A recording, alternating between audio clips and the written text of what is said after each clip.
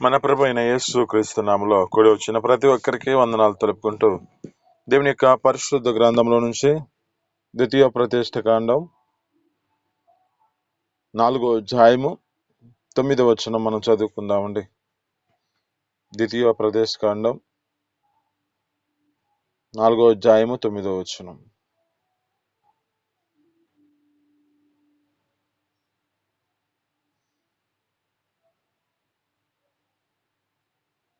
చదువుతున్నారండి ఎవరన్నా?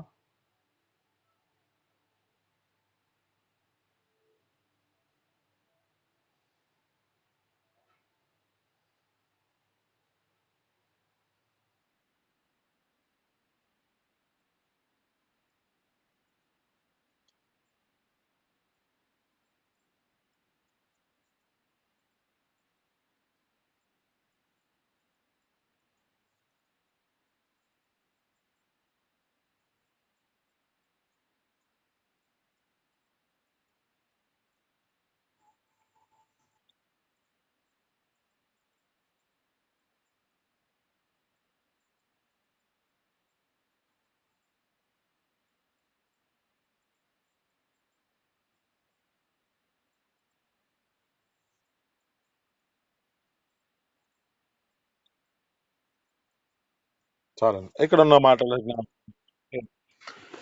ఇక్కడున్న సందర్భాన్ని బట్టి జ్ఞాపకం చేసుకుంటే జాగ్రత్త పడు అంటున్నాడు. అయితే నీవు జాగ్రత్త పడు, నీవు కన్నులారా చూచిన వాటిని మరువకు ఉండినట్లు అవి నీ జీవిత కాలమంతు నీ హృదయములో నిండుకొని ఆ యొక్క హృదయంలో తొలగిపోకుండా నుండునట్లు నీ మనసు బహు జాగ్రత్త పడుము అంటున్నాడు. వీటిని మన యొక్క కుమారులకి మనకు కలిగిన ఆ యొక్క కుమారులకు నేర్పుతూ ఆ స్థితిని బట్టి తరము వెంబడి ఇది నేర్చుకోవడానికి కారణమవుతుంది. అయితే ఇక్కడ ఉన్న మాటలు బట్టి జ్ఞాపకం చేసుకుంటే మన జీవితాలలో వేటి విషయంలో మనం జాగ్రత్త పడాలి, కొన్ని వాటి గురించి మనం జ్ఞాపకం చేసుకుందామండి.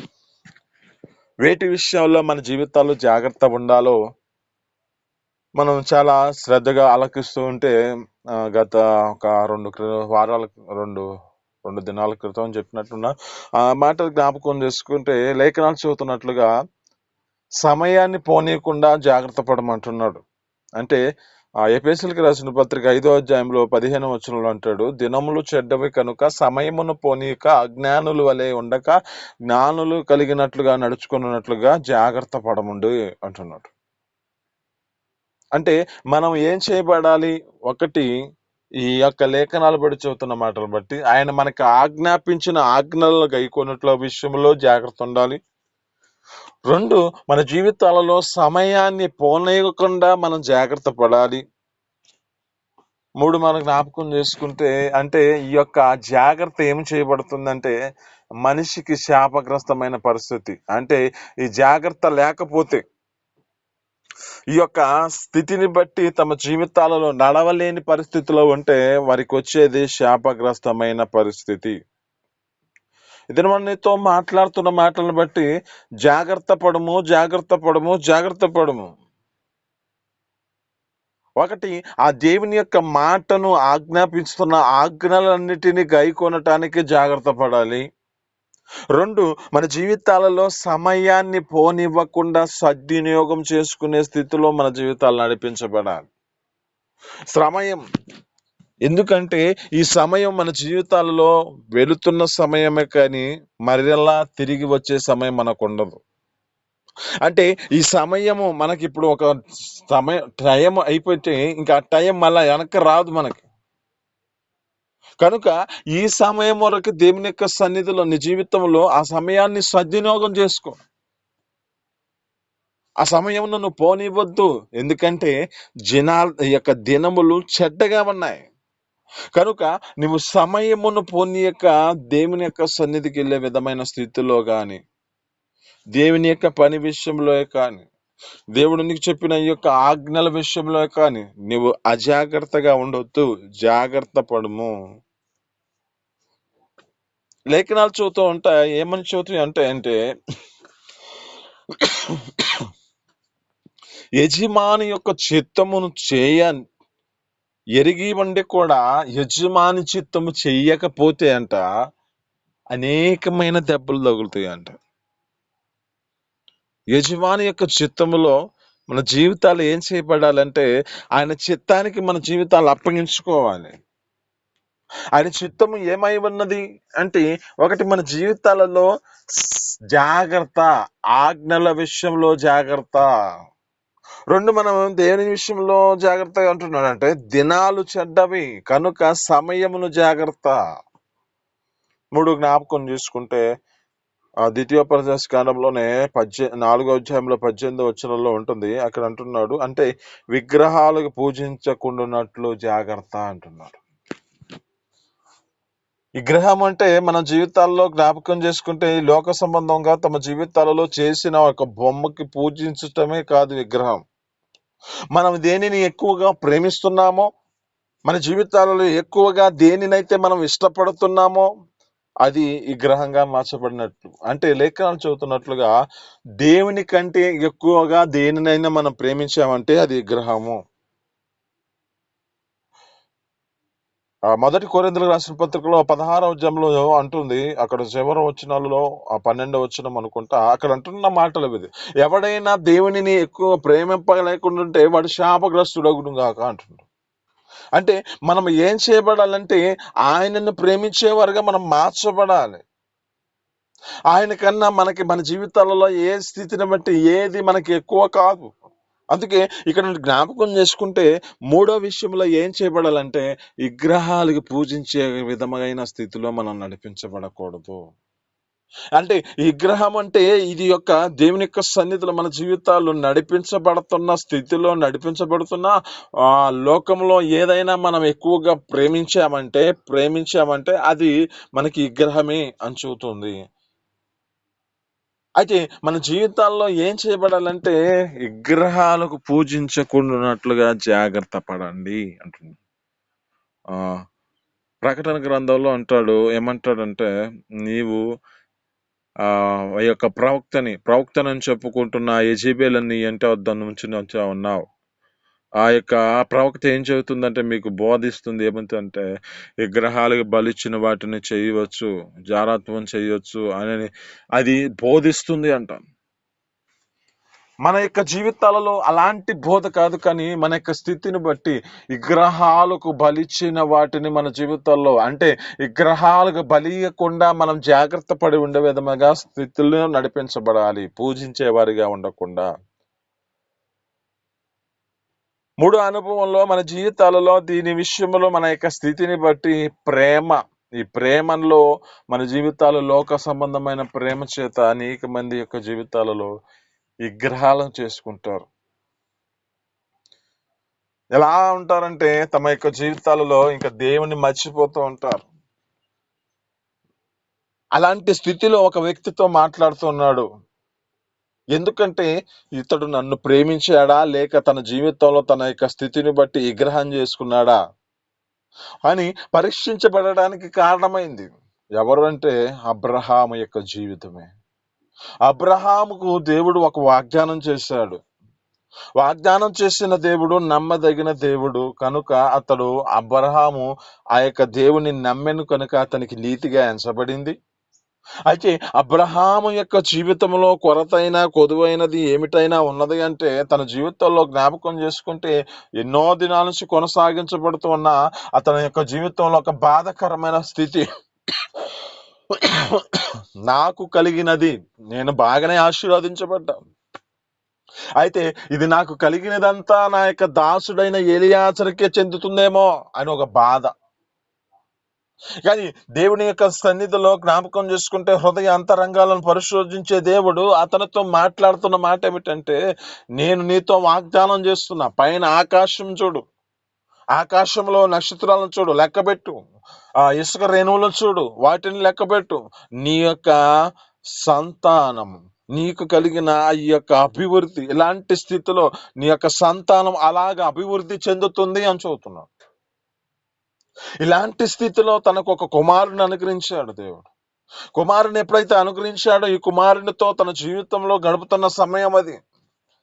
సమయం గడుపుతున్న స్థితిలో జ్ఞాపకం చేసుకుంటే ఇతడు దేవుడిని ప్రేమిస్తున్నాడా లేదా అని ఒక పరీక్షింపబడే పరిస్థితి వచ్చింది. ఈ దినం నీతో మాట్లాడుతున్న మాటలను బట్టి విగ్రహ సంబంధమైన స్థితిలో నీ జీవితం నడిపించబడుతుందేమో. లోకంలో నీ జీవితంలో ఎలాంటి స్థితిలో దేని మీద నీ యొక్క మనస్సును పెట్టుకుంటున్న పరిస్థితి ఉన్నదేమో. ఏదైతే నీ జీవితంలో ఎక్కువగా దాన్ని ఆస్వాదించి ఎక్కువగా ప్రేమిస్తున్నామో అలాంటి జీవితం కలిగి ఉండక నీ జీవితంలో నీ స్థితిని బట్టి అది కొంతవరకే ప్రేమించగలిగిన స్థితిలో నడిపించబడాలి. ఇక్కడ అంటున్న మాటలు బట్టి జ్ఞాపకం చేసుకుంటే అక్కడ అంటాడు, ఏమంటాడు అంటే, ఆయన పిలిచి అబ్రహాముతో మాట్లాడుతున్నాడు. ఏమని మాట్లాడుతున్నాడంటే, నీకు కలిగిన ఒక్కగానైన ఒక కుమారుడు, నువ్వు ప్రేమించిన ఒక్కగానొక కుమారుడు అంటున్నాడు. ఎందుకు ఈ వాడ్స్, ఎందుకు ఈ వాక్యం, ఎందుకు ఇలా మాట్లాడుతున్నాడు అంటే ఇతని జీవితంలో ఎలాంటి ప్రేమ కలిగిన స్థితిలో నడిపించబడుతున్న స్థితిలో ఉన్నాడు. మరి ఇక దేవుణ్ణి మర్చిపోతున్న పరిస్థితికి వస్తాడేమో అని దేవుడు ఆ యొక్క వ్యక్తికి ఒక పరీక్ష. నీ జీవితంలో కూడా ఏ స్థితిలో నడిపించబడుతున్నా నీ జీవితాన్ని బట్టి దేవుడు ఒక నీ స్థితిని బట్టి పరీక్షించే పరిస్థితి వస్తుంది. ఈ పరీక్షలో నీ జీవితం ఏం చేయబడాలంటే దేవునిని ప్రేమించే స్థితిలో నడిపించబడాలి, కానీ లోకములో ఉన్న వాటిని ఎక్కువగా ప్రేమించే స్థితిలో నువ్వు ఉండకూడదు. ఆమేన్, హల్లెలూయా. ఇక్కడ ఆ యొక్క వ్యక్తి జ్ఞాపకం చేసుకుంటే అబ్రహాము యొక్క ప్రేమ దేవుని ఎదుటి నుంచి తొలగిపోతుందేమో గ్రహించడానికి దేవుడు ఆ యొక్క వ్యక్తికి ఒక పరీక్షించాడు. అక్కడ జ్ఞాపకం చేసుకుంటే ఆ పరీక్షలో ఆ వ్యక్తి నెగ్గిన వాడిగా మార్చబడ్డాడు. అక్కడ అంటున్నాడు, నీవు దేవునికి భయపడిన వాడు, నీ ఒక్కగానొక్క కుమారుని నువ్వు బలి అర్పించడానికి వెనుతీయలేదు కనుక నీవు దేవునికి భయపడిన వాడు అంటున్నాడు. ఇది నీతో మాట్లాడుతున్న మాటలను బట్టి ఒకటి, నీ జీవితంలో దేవుడు నీకు ఆజ్ఞాపించిన ఆజ్ఞలను గైకొనే విషయంలో జాగ్రత్త పడు. దేవుడు నీకు చెప్పిన మాటలలో నువ్వు జీవితంలో ఏ మాటలు అయితే చెబుతున్నాడో వాటిని అనుసరించడానికి జాగ్రత్త పడు. 2, నీ జీవితంలో సమయాన్ని పోనివద్దు, సమయాన్ని సద్వినియోగం చేసుకో. ఎందుకంటే చెప్పిన మాటలో జ్ఞాపకం చేసుకుంటే ఆదా ఇస్సాకు ఈ యొక్క ఏశావును ఆశీర్వదించాలని దేవుడు ఆ యొక్క తన ప్రణాళికలో ఏర్పరచుకుంటే తన జీవితంలో ఆలస్యం చేసుకున్నాడు, సమయాన్ని వృధా చేసుకున్నాడు, సమయాన్ని సద్వినియోగం చేసుకోలేని పరిస్థితిలో ఉన్నాడు. అందువల్ల తన జీవితం వల్ల పరిపాలన విసర్జించబడినని మీరు ఎరుగుదురు కదా అంటున్నాడు.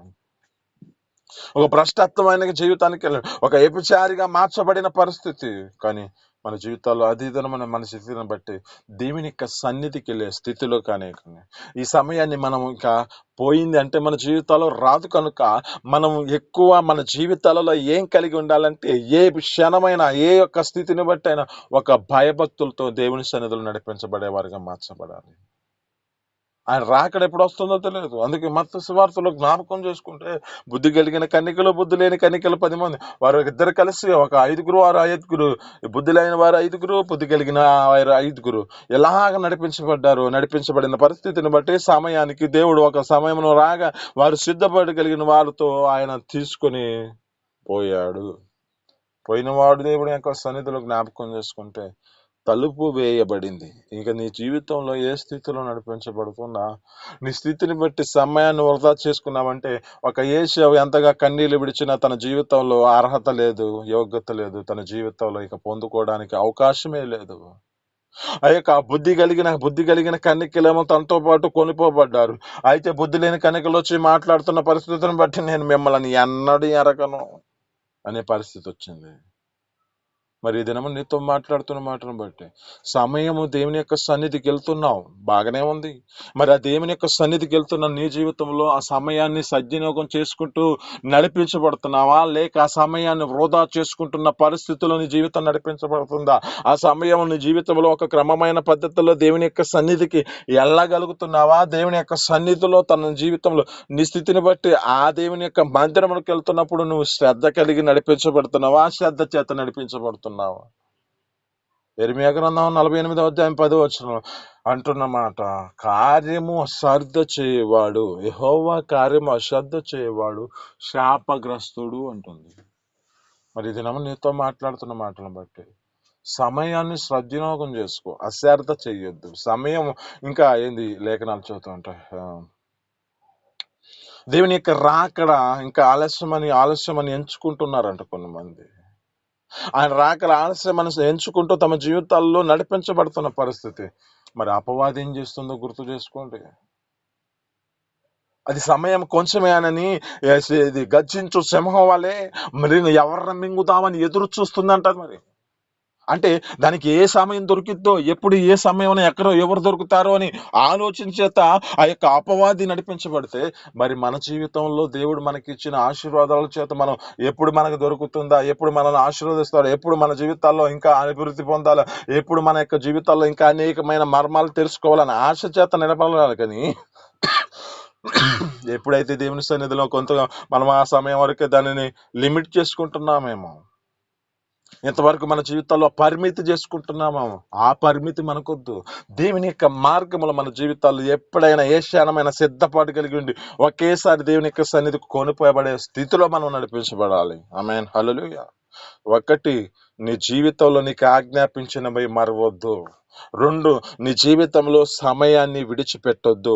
3, నీ జీవితంలో విగ్రహ సంబంధమైన స్థితిలో ఏదైనా ప్రేమించుతున్నావేమో ఆ ప్రేమను విడిచిపెట్టి దేవునిని ప్రేమించుటకు నీ జీవితాన్ని అప్పగించుకో.